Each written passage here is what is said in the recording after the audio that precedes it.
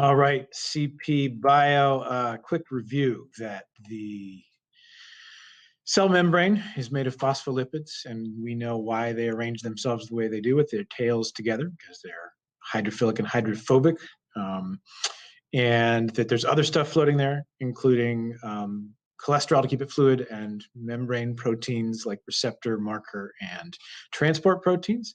And then we moved to the middle of the cell, the nucleus, and talked about DNA and how it is the code for protein and that it changes form depending on whether the cell is dividing or not, chromatin or chromosomes. And then that the nuclear envelope is full of holes that are for RNA to get in, read the code, and bring the code out to build those proteins. We also mentioned the nucleolus, which is the dense spot in the middle that codes for ribosomes. So for today, we need to talk about, first of all, who has a nucleus and who doesn't. That's the difference between what we call prokaryotes and eukaryotes. Prokaryotes, pro means before, karyo basically means middle part, and EU, U means true. So prokaryote means before the nucleus, eukaryote means true nucleus. Prokaryotes don't have one. They also don't have any of the organelles we're about to talk about that have membranes around them, things like mitochondria and endoplasmic reticulum and stuff like that. They're smaller. That unit right there, if you see that, that's a Greek letter called mu. It's like a U with a tail, almost like a cross between an M and a U. And that actually means micro. So micrometers, 1 to 10 micrometers in size is 1 to 10 millionths of a meter. So we're talking very small units here. They are the oldest. They evolved first on Earth. 3.7 billion years ago is the oldest fossils of these kinds of bacteria that we've seen. Believe it or not, you can find fossils of bacteria. They associate with each other in these mats called stromatolites. So smallest, oldest, and it's just bacteria in this group. By contrast, everybody else, nucleus, yes, organelles, bigger, 2 to 1,000 micrometers in size. If you're into metric, 1,000 micrometers would be the same as, that's 1,000 millionths of a meter. That would be 1 millimeter. There are actually cells that are 1 millimeter in diameter. It's pretty big. They are much more recent. 1.5 billion years ago is the oldest fossils we find of them.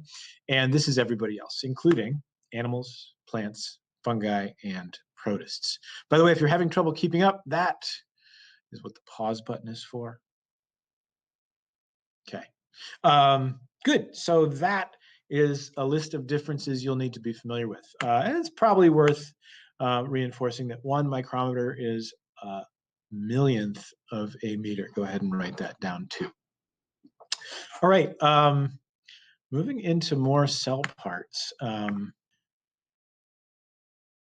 Everything between the nucleus and the cell membrane, that would be the cytoplasm. Now, that's not just the watery stuff. The watery stuff itself, we actually call cytosol, and that is kind of full of proteins and stuff like that. But cytoplasm includes all the parts as well. Then running throughout the entire cell, really, is the main thing today, which is the cytoskeleton. The cytoskeleton is a whole kind of network of protein fibers running throughout the cell. It helps with movement, it helps with support, it helps hold the cell together, kind of like a skeleton of a vertebrate would do, which is why it's called that. 2 fibers in particular you'll need to know of the cytoskeleton. That would be microtubules, which are all about movement.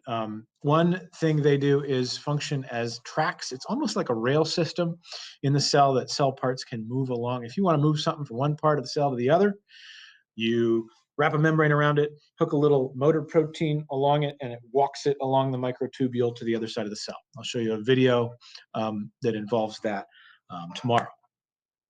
They also can bundle up and stick to the outside of the cell and form what we call cilia and flagella. Cilia are like little hair-like projections like you see on this cell here. That's cilia, and when they wave like that, that'll make that little guy, who's probably a paramecium, it's like pond water, single-celled organism, swim through the water. If you bundle a bunch of them together and make like a whip-like structure, that's called a flagellum.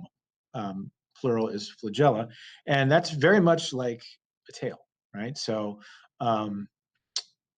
So are there cells in a human being that have flagella?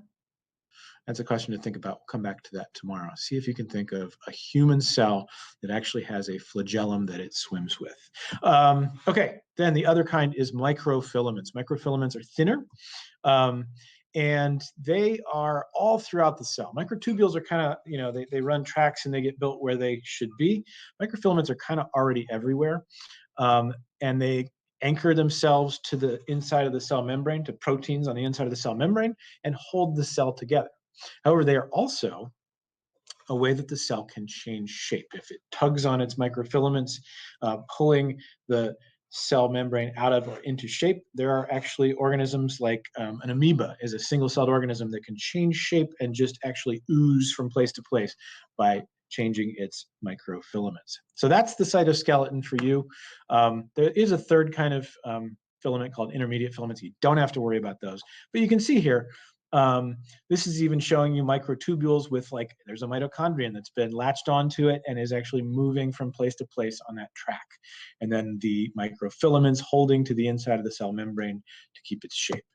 Here's a real fancy light microscope colorized image of the different kinds. This is, the red is microtubules and the green is microfilaments.